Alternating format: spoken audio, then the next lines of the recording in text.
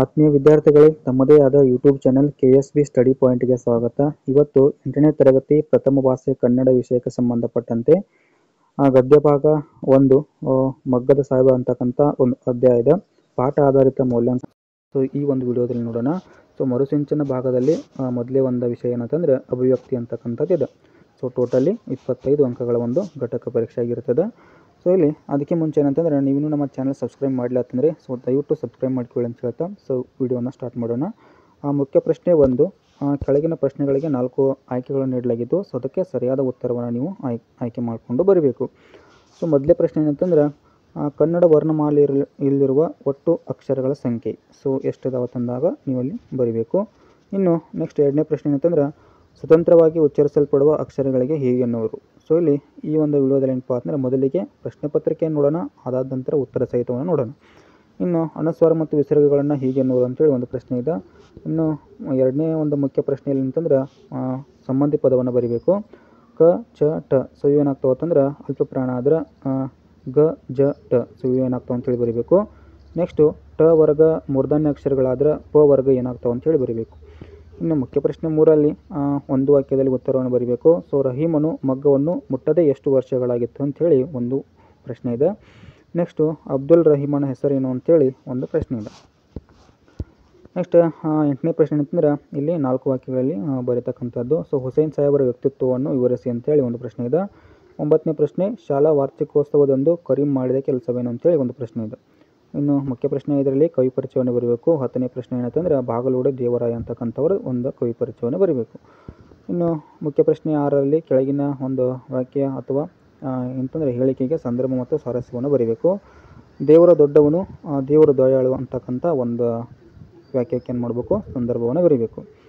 ಇನ್ನು ಕೊಟ್ಟಿರೋ ಪ್ರಶ್ನೆಗಳಿಗೆ 8 ವಾಕ್ಯಗಳಲ್ಲಿ ಉತ್ತರವನ್ನು ಬರೀಬೇಕು. ಸೊ 12ನೇ ಪ್ರಶ್ನೆ ಏನಂತಂದ್ರೆ ಕರೀಂ ಧನವಂತನಾದ ಬಗೆಯನ್ನು ವಿವರಿಸಿ ಅಂಥೇಳಿ ಒಂದು ಪ್ರಶ್ನೆ ಇದೆ. ಇನ್ನು ಮರುಸಿಂಚನ ಭಾಗದಲ್ಲಿ ಏನಂತಂದ್ರೆ ಅಭಿವ್ಯಕ್ತಿ ಅಂತಕ್ಕಂಥ ಒಂದು ವಿಷಯದ. ಸೊ ಅಲ್ಲಿ 13ನೇ ಪ್ರಶ್ನೆ ಏನಂತಂದ್ರೆ ಗ್ರಂಥಾಲಯದಲ್ಲಿ ಪಾಲಿಸಬೇಕಾದ ಯಾವುದೇ 2 ನಿಯಮಗಳನ್ನು ತಿಳಿಸಬೇಕು, 2 ಅಂಕದ ಪ್ರಶ್ನೆ.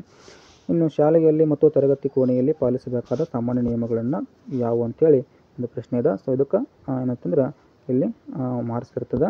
ಸೊ ಇಲ್ಲಿ ಏನು ಮಾಡೋದು ಅಂತಂದರೆ ಈಗ ಉತ್ತರ ಸಹಿತವನ್ನು ನೋಡ್ತಾ ಹೋಗೋಣ. ಸೊ ಡೈರೆಕ್ಟಾಗಿ 1ನೇ ಪ್ರಶ್ನೆ ಏನಂತಂದ್ರೆ ಕನ್ನಡ ವರ್ಣಮಾಲೆಯಲ್ಲಿರುವ ಒಟ್ಟು ಅಕ್ಷರಗಳ ಸಂಖ್ಯೆ ಅಂತೇಳಿ ನೋಡಿದ್ವಿ. ಸೊ ಎಷ್ಟು ತಂದಾಗ 47 ಅಕ್ಷರಗಳು ಅದಾವೆ. ಇನ್ನು ಸ್ವತಂತ್ರವಾಗಿ ಉಚ್ಚರಿಸಲ್ಪಡುವ ಅಕ್ಷರಗಳಿಗೆ ಹೀಗೆ ಎನ್ನುವರು ಅಂತೇಳಿ ಇತ್ತು, ಸ್ವರಗಳು ಅಂಥೇಳಿ ನಾವು ಕರಿತೀವಿ. ಇನ್ನು ಅನುಸ್ವಾರ ಮತ್ತು ವಿಸರ್ಗಗಳನ್ನು ಹೀಗೆ ಎನ್ನುವರು ಅಂತೇಳಿ ಒಂದು ಪ್ರಶ್ನೆ. ಇದಕ್ಕೆ ಏನಂತೇಳಿ ಕರೀತಾರೆ ಅಂತಂದ್ರೆ ಯೋಗವಾಹಗಳು ಅಂತೇಳಿ ಕರೀತಾರೆ. ಇನ್ನು ಮುಖ್ಯ ಪ್ರಶ್ನೆ 2ರಲ್ಲಿ 4ನೇ ಪ್ರಶ್ನೆ ಏನಂತಂದ್ರೆ ಕ ಚ ಟ ಸೊ ಇವು ಅಲ್ಪ ಪ್ರಾಣ ಆದ್ರೆ ಗ ಜ ಡ ಸೊ ಇವೇನಾಗ್ತಾವೆ ಅಂತಂದ್ರೆ ಮಹಾಪ್ರಾಣ ಅಕ್ಷರಗಳು ಇಲ್ಲಿ ಆಗ್ತಾವೆ ಅಂತೇಳಿ ನೋಡ್ತೀವಿ. ಇನ್ನು ನೆಕ್ಸ್ಟು 5ನೇ ಪ್ರಶ್ನೆ ಏನಂತಂದ್ರೆ ಟ ವರ್ಗ ಮೂರ್ಧನ್ಯ ಅಕ್ಷರಗಳಾದ್ರೆ ಪ ವರ್ಗ ಏನಂತೇಳಿ ಬರೀಬೇಕಾಗಿತ್ತು. ಸೊ ಏನಾಗ್ತಾವೆ ಅಂತಂದ್ರೆ ವಷ್ಟ ಧ್ವನಿಗಳು ಅಂಥೇಳಿ ಇಲ್ಲಿ ಉತ್ತರವನ್ನು ಬರೀಬೇಕು. ಇನ್ನು ಮುಖ್ಯ ಪ್ರಶ್ನೆ 3ರಲ್ಲಿ ಒಂದು ವಾಕ್ಯದಲ್ಲಿ ಉತ್ತರವನ್ನು ಬರೀಬೇಕಾಗಿತ್ತು.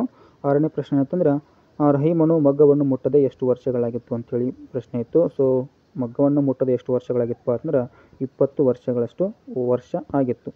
ಇನ್ನು 7ನೇ ಪ್ರಶ್ನೆ ಅಬ್ದುಲ್ ರಹೀಮನ ಹಠವೇನು ಅಂತೇಳಿ ಒಂದು ಪ್ರಶ್ನೆ ಇದೆ. ಸೊ ಇಲ್ಲಿ ತನ್ನ 3 ಗಂಡು ಮಕ್ಕಳಿಗಿಂತ ಅಂದ್ರೆ ಒಂದಿಷ್ಟಾದರೂ ವಿದ್ಯಾಭ್ಯಾಸ ಕೊಡಿಸಿ ಸರ್ಕಾರಿ ನೌಕರನಾಗಿ ಮಾಡಬೇಕು ಅನ್ನೋದೇ ಏನಂತಂದರೆ ಇಲ್ಲಿ ಅಬ್ದುಲ್ ರಹೀಮನ ಒಂದು ಹಠವಾಗಿತ್ತು ಅಂಥೇಳಿ ನಾವು ನೋಡ್ತೀವಿ. ಇನ್ನು ಮುಖ್ಯ ಪ್ರಶ್ನೆ 4ರಲ್ಲಿ 3-4 ವಾಕ್ಯಗಳಲ್ಲಿ ಉತ್ತರವನ್ನು ಬರೀಬೇಕು. ಹುಸೇನ್ ಸಾಹೇಬರ ವ್ಯಕ್ತಿತ್ವವನ್ನು ವಿವರಿಸಿ ಅಂತೇಳಿ ಒಂದು ಪ್ರಶ್ನೆ ಇದೆ. ಬಾಗಲೋಡಿಯ ಸಾಹೇಬ್ ಬಹದ್ದೂರ್ ಮಗ್ಗದ ಸಾಹೇಬ್ ಹುಸೇನ್ರರು ಸೊ ಜನಪ್ರಿಯ ಮತ್ತು ಧನವಂತ ವ್ಯಕ್ತಿಯಾಗಿದ್ದರು. ಸೊ ಅವರ ಘನತೆ, ಸದಾಚಾರ, ಸದ್ಭಾವನೆಗಳನ್ನುಳ್ಳ ಸೊ ವ್ಯಕ್ತಿತ್ವವನ್ನು ಹೊಂದಿದ್ದರು. ಇನ್ನು ಅವರ ಏನಪ್ಪ ಅಂತಂದ್ರೆ ಊರಿನಲ್ಲಿ ಮಸೀದಿ ಮಾತ್ರವಲ್ಲ ದೇವಸ್ಥಾನವನ್ನು ಕೂಡ ಏನು ಮಾಡ್ತಾರೆ ಅಂತಂದ್ರೆ ಕಟ್ಟಿಸ್ತಾರೆ. ಇನ್ನು ಹಿಂದೂ ಮುಸ್ಲಿಮರ ಒಂದು ಭಾವೈಕ್ಯತೆಯ ಒಂದು ಸಂಕೇತ ಕೂಡ ಏನಾಗಿದ್ದಾರೆ ಅಂತಂದ್ರೆ ಇಲ್ಲಿ ಈ ಒಂದು ಯಾರಂತಂದ್ರೆ ಹುಸೇನ್ ಸಾಹೇಬರು ಆಗಿದ್ರು ಅಂತೇಳಿ ನೋಡ್ತೀವಿ. 9ನೇ ಪ್ರಶ್ನೆ ಶಾಲಾ ವಾರ್ಷಿಕೋತ್ಸವದಂದು ಕರೀಂ ಮಾಡಿದ ಕೆಲಸವೇನು ಅಂತೇಳಿ ಒಂದು ಪ್ರಶ್ನೆ ಇದೆ. ಸೊ ಶಾಲಾ ವಾರ್ಷಿಕೋತ್ಸವದಂದು ಏನಪ್ಪ ಅಂತಂದ್ರೆ ಸಮಾರೋಪದಲ್ಲಿ ಸೊ ಹಳೆಯ ವಿದ್ಯಾರ್ಥಿಗಳ ಒಂದು ನಾಟಕವಿತ್ತು. ಸೊ ಅದರಲ್ಲೂ ಏನಪ್ಪ ಅಂತಂದ್ರೆ ಕರೀಮ ಸೊ ಸ್ತ್ರೀ ಪಾತ್ರವನ್ನು ಮಾಡಿದ್ದನು. ಸೊ ಅದಕ್ಕೆಂದು ತಾಯಿಯಿಂದ ಏನಪ್ಪ ಅಂತಂದರೆ ಗೌಪ್ಯವಾಗಿ ಸೊ ಹಳೆ ಕಾಲದ ಚಿನ್ನದ ಒಂದು ಸರವನ್ನು ಏನು ಮಾಡಿದ್ದು ಅಂತಂದ್ರೆ ಅಲಂಕಾರಕ್ಕೆಂದು ಸೊ ಎರವಲ ತೆಗೆದುಕೊಂಡು ಏನು ಮಾಡಿದ್ದು ಅಂತಂದ್ರೆ ಬಂದಿದ್ದ. ಇನ್ನು ನಾಟಕ ಮುಗಿದ ನಂತರ ಏನಪ್ಪ ಅಂತಂದ್ರೆ ಮನೆಗೆ ಹೋಗದೆ ಸೊ ಎಲ್ಲೋ ಮಾಯವಾಗಿ ಏನಪ್ಪ ಅಂತಂದ್ರೆ ಹೋದನಂತೇಳಿ ಇಲ್ಲಿ ನೋಡ್ತೀವಿ. ಇನ್ನೆಷ್ಟು ಕವಿ ಪರಿಚಯ ಇತ್ತು. ಸೊ 10ನೇ ಪ್ರಶ್ನೆ ಅಂತಂದರೆ ಬಾಗಲೋಡೆ ದೇವರಾಯ ಅಂತಕ್ಕಂಥವ್ರದ್ದಿತ್ತು. ಸೊ ಬಾಗಲವಾಡಿ ದೇವರ ಏನಪ್ಪ ಅಂದ್ರೆ ಕ್ರಿಸ್ತ ಶಕ 1927ರಲ್ಲಿ ದಕ್ಷಿಣ ಕನ್ನಡ ಜಿಲ್ಲೆಯ ಬಾಗಲವಾಡಿಯಲ್ಲಿ ಏನು ಮಾಡ್ತಾರೆ ಅಂತಂದರೆ ಜನನ ಒಪ್ಪಿರ್ತಾರೆ. ಇನ್ನು ಇವರು ಮಂಗಳೂರಿನ ಸರ್ಕಾರಿ ಶಾಲೆಯಲ್ಲಿ ಪ್ರಾಧ್ಯಾಪಕರಾಗಿ ಕೂಡ ಸೇವೆ ಸಲ್ಲಿಸಿ IAS ಒಂದು ಪರೀಕ್ಷೆಯಲ್ಲಿ ತೆರೆಗಡೆ ಹೊಂದಿ ಸೊ ವಿದೇಶಿ ಸೇವೆಗೆ ಏನಾಗ್ತಾರೆ ಅಂತಂದ್ರೆ ಆಯ್ಕೆಯಾಗಿ ಇವರೇನಪ್ಪ ಅಂದ್ರೆ ಮಾಸ್ತಿಯವರ ಒಂದು ಸಮಕಾಲೀನವರಾಗಿದ್ದು ಸೊ ಅನೇಕ ಸಣ್ಣ ಕಥೆಗಳನ್ನು ಕೂಡ ಏನು ಮಾಡ್ತಾರೆ ಅಂತಂದ್ರೆ ಬರೀತಾರೆ ಅಂತ ಹೇಳಿ ನೋಡ್ತೀವಿ. ಇನ್ನು ಭಾರತದ ರಾಯಭಾರಿಗೆ ಅಂದ್ರೆ ಕಾರ್ಯವನ್ನು ನಿರ್ವಹಿಸಿದ್ದಾರೆ ಅಂತೇಳಿ ನೋಡ್ತೀವಿ. ಇನ್ನು ಹುಚ್ಚು ಮನಸ್ಸಿನ ಮುನ್ಸೀಪ, ಇತರ ಕಥೆಗಳು, ಆರಾಧನಾ, ರುದ್ರಪ್ಪನ ರೌದ್ರ ಮತ್ತು ಇತರ ಕಥೆಗಳ ಏನು ಮಾಡ್ತಾರೆ ಅಂತಂದ್ರೆ ರಚನೆ ಮಾಡಿ ಟೋಟಲ್ ಆಗಿ ಏನಪ್ಪ ಅಂದ್ರೆ 26 ಕೃತಿಗಳನ್ನ ಇಲ್ಲಿ ಈ ಬಾಗಲವಾಡಿ ದೇವರಾಯರವರು ಬರೀತಾರೆ ಅಂತೇಳಿ ನೋಡ್ತೀವಿ. ಇನ್ನು ಮುಖ್ಯ ಪ್ರಶ್ನೆ 6ರಲ್ಲಿ ಸೊ ಸಂದರ್ಭವನ್ನು ಬರೀಬೇಕಾಗಿತ್ತು. 11ನೇ ಪ್ರಶ್ನೆ ಏನಂತಂದ್ರೆ ದೇವರು ದೊಡ್ಡವನು, ದೇವರು ದಯಾಳು ಅಂತಕ್ಕಂಥ ಒಂದು ಸಂದರ್ಭ. ಇಲ್ಲಿ ಆಯ್ಕೆಯನ್ನು ಮೊದಲು ನೋಡಿದಾದ್ರೆ ಸೊ ಬಾಗಲವಾಡಿ ದೇವರಾಯ ಅವರು ಏನಪ್ಪ ಅಂದರೆ ಬರೆದಿರ್ತಕ್ಕಂಥ ಸಮಗ್ರ ಕಥೆಗಳು ಎಂಬ ಕೃತಿಯಿಂದ ಆಯ್ದು ಮಗ್ಗದ ಸಾಹೇಬ ಅಂತಕ್ಕಂಥ ಸಣ್ಣ ಕಥೆಯಿಂದ ಆರಿಸಲಾಗಿದೆ. ಇನ್ನು ಸಂದರ್ಭ ಏನಂತಂದರೆ ಕರಿಮನಿಗೆ ಭಾರತದ ರಾಷ್ಟ್ರಪತಿಯವರು ಪದ್ಮಭೂಷಣ ಬಿರುದನ್ನು ಕೊಡುತ್ತಿರುವ ಒಂದು ಭಾವಚಿತ್ರವು ಸೊ ಪ್ರಕಟವಾಗುತ್ತಿದ್ದ ಒಂದು ವಾರ್ತಾಪತ್ರಿಕೆಯನ್ನು ನಿವೃತ್ತ ಮಾಸ್ಟರ್ ಶಂಕರಪ್ಪನವರು ಏನಪ್ಪ ಅಂದರೆ ಇಲ್ಲಿ ರಹೀಮನಿಗೆ ತೋರಿಸಿ ಸೊ ಅದರ ಬಗ್ಗೆ ವಿವರಿಸಿರ್ತಕ್ಕಂಥ ಸಂದರ್ಭದಲ್ಲಿ ರಹೀಮನು ಈ ಮಾತನ್ನು ಏನು ಮಾಡ್ತಾರೆ ಅಂತಂದ್ರೆ ಹೇಳ್ತಾನೆ ಏನಂತೇಳಿ, ದೇವರು ದೊಡ್ಡವನು ಏನಪ್ಪ ಅಂದ್ರೆ ದೇವರು ದಯಾಳು ಅಂತೇಳಿ ಒಂದು ಮಾತನ್ನು ಹೇಳ್ತಾನೆ. ಇನ್ನು ಸ್ವಾರಸ್ಯವನ್ನು ನೋಡಿದಾದ್ರೆ ಸೊ ತಾನು ತಿರಸ್ಕರಿಸಿದ ಮಗನ ಸಾಧನೆಯನ್ನು ಕಂಡ ರಹೀಮನು ಏನಪ್ಪ ಅಂದ್ರೆ ಇಲ್ಲಿ ಭಾವುಕತನ ಇಲ್ಲಿ ವ್ಯಕ್ತವಾಗ್ತದೆ ಅಂತೇಳಿ ನೋಡ್ತೀವಿ. ಇನ್ನು 12ನೇ ಪ್ರಶ್ನೆ ಏನಂತಂದ್ರೆ ಇಲ್ಲಿ 8 ವಾಕ್ಯದಲ್ಲಿ ಬರೆದಿತ್ತು, ಕರೀಮನು ಏನಪ್ಪ ಅಂದ್ರೆ ಧನವಂತನಾದ ಬಗೆಯನ್ನು ವಿವರಿಸಬೇಕು. ಇಲ್ಲಿ ಬಾಗಲವಾಡಿ ಏನಪ್ಪ ಅಂದ್ರೆ ಸಾಹೇಬ್ ಬಹಾದೂರ್ ಮಗದ ಹುಸೇನ್ ಸಾಹೇಬರು ಮನೆತನದ ಅಬ್ದುಲ್ ರಹೀಂ ಸಾಹೇಬನ ಮಗನಾಗಿರ್ತಕ್ಕಂಥ ಕರೀಮ ಸೊ ಮಹಾತ್ಮ ಗಾಂಧಿಯವರ ಪ್ರೇರಣೆ ಏನಪ್ಪ ಅಂದ್ರೆ ಕೆಲವು ಶಾಲೆಗಳಲ್ಲಿ ಆರಂಭವಾದ ನವೀನ ಶಿಕ್ಷಣ ಪದ್ಧತಿ ಏನಪ್ಪ ಅಂದ್ರೆ ಮಗ್ಗದಿಂದ ಬಟ್ಟೆಯನ್ನು ನೇಯುವುದು ಏನು ಮಾಡಿದ್ದೆಂದ್ರೆ ಕಲ್ತಿದ್ದ.